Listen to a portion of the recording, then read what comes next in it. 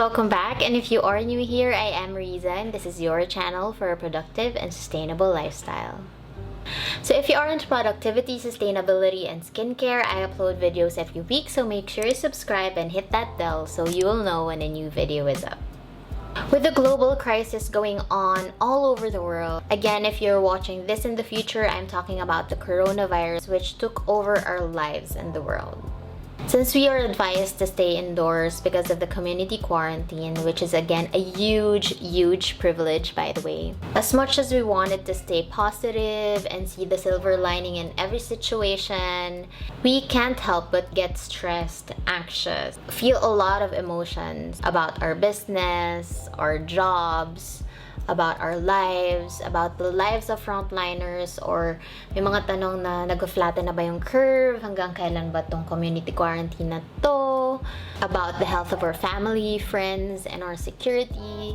So I thought I'd compile a list of self-love ideas and habits that can somehow alleviate the stress and anxiety we are experiencing right now. I'm not saying this because I want to ignore the things that's been going on in the world and in the government right now, but at least I think this can be a small part from me na makatulong to alleviate all the things we are feeling right now.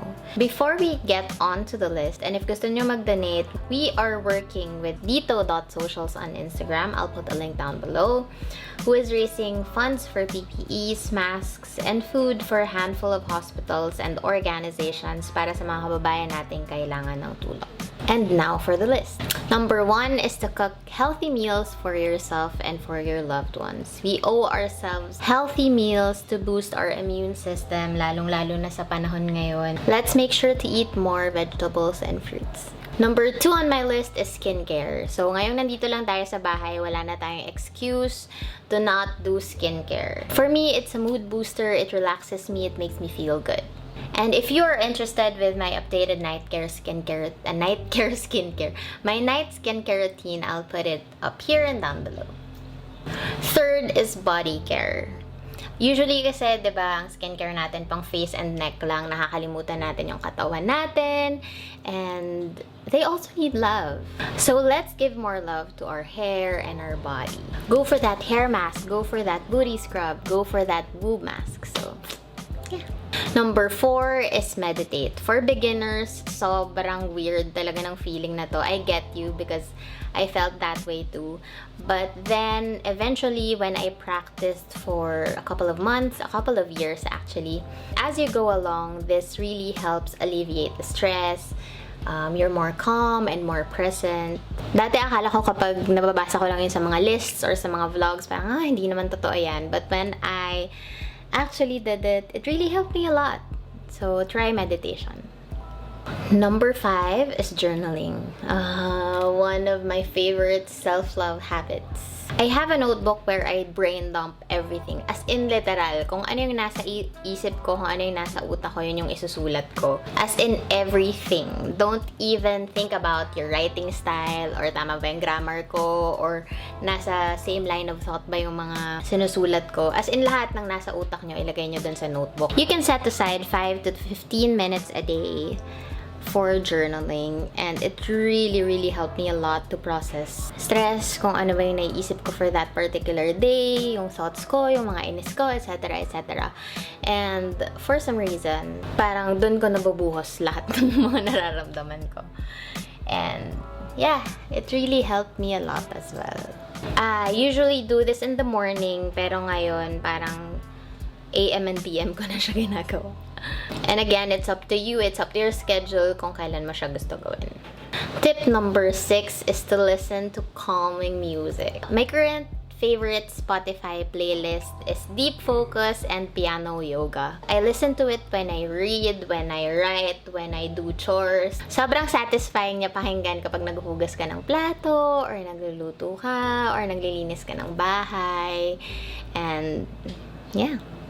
Next self-love idea is to stay off social media. Napapansin ko recently, ever since the quarantine started, mas nagsuscroll ako sa Facebook and Instagram, and I see a lot of fake news, toxic people.